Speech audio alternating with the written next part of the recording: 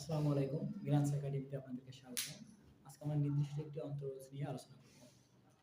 এখানে আমরা দেখতে পাচ্ছি, দেখো 0 থেকে √3 tan ইনভার্স x স্কয়ার ভাগ 1 প্লাস x স্কয়ার dx এর অন্তরজ আমরা করব। এর অন্তরজ করতে হলে আমাদের সর্বপ্রথম ধরে নিতে হবে, ধরি z সমান tan inverse x।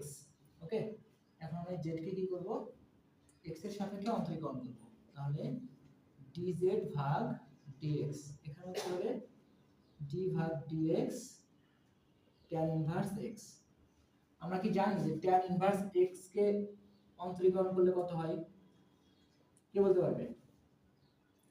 tan inverse x, tan inverse x, tan inverse x কে অন্তরীকরণ করলে হয় হলো 1 ভাগ 1 প্লাস x স্কয়ার। ঠিক আছে, তাহলে এখানে কি হয়ে যাবে 1 ভাগ 1 প্লাস x স্কয়ার। আর এই যে dx টা নিচে ভাগ আকারে আছে না, এখানেও তো আছে, আমরা এটাকে এইদিকে পাঠিয়ে দিলাম। ওকে, এখন আমরা কি করব, এই সীমা দুইটা পরিবর্তন করে নেব। তাহলে যখন সীমা ছিল কত, √3, x সমান √3, x সমান √3, তখন z সমান কত হবে, tan ইনভার্স এই যে √3, x এর জায়গায় এই x এর জায়গায় কি বসে যাবে, √3।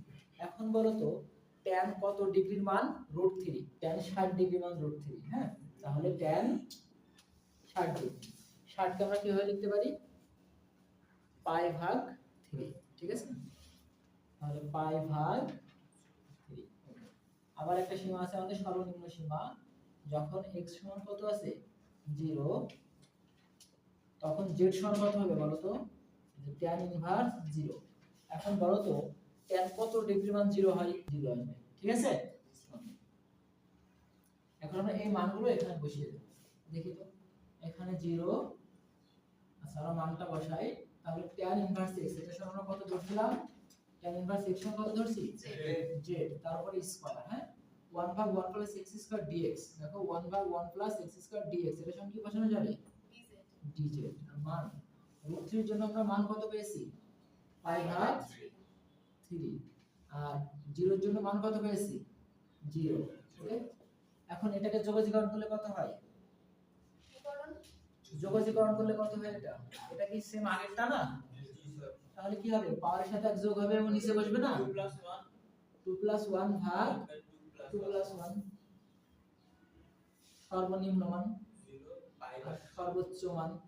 ঠিক আছে, তাহলে এই যে 3 হয়, নিচে কত হয়, এটা 3, 3টাকে আমরা বাইরে বের করে নিলাম। আর এখানে কত থাকলো, z এর পাওয়ার 3 বা কিউব, আর এখানে পাই ভাগ 3। এখন আমরা মানটা বসিয়ে দেব, z এর জায়গায় কত বসবে, পাই ভাগ 3, তার উপরে কিউব। আর 0টা আমাদের কি দরকার আছে, এই সর্বোচ্চ মান থেকে সর্বনিম্ন মান বিয়োগ দিতে হয় এইভাবে, পাই ভাগ 0 তার পাওয়ার কত, কিউব। ঠিক আছে, তাহলে এখানে কত আসে, 1 ভাগ 3। এই যে পাই কে কিউব করলে পাই কিউব, আর নিচে 3 কে কিউব করলে 3 কে 9, 3 9 27। ঠিক আছে, আমি একটু পাশে লিখি, 0 তো 0 সহ হয়ে গেল। হ্যাঁ, 3 27 সমান কত, এটা তো এর সাথে গুণ হবে, 3 27 সমান হয় হলো 3 7 21 81, 3 27 সমান কত হয়, 81। তাহলে এই যে অন্তরজটা ছিল, এই অন্তরজের মান হলো আমাদের পাই কিউব ভাগ 81। বুঝাইতে পারছি?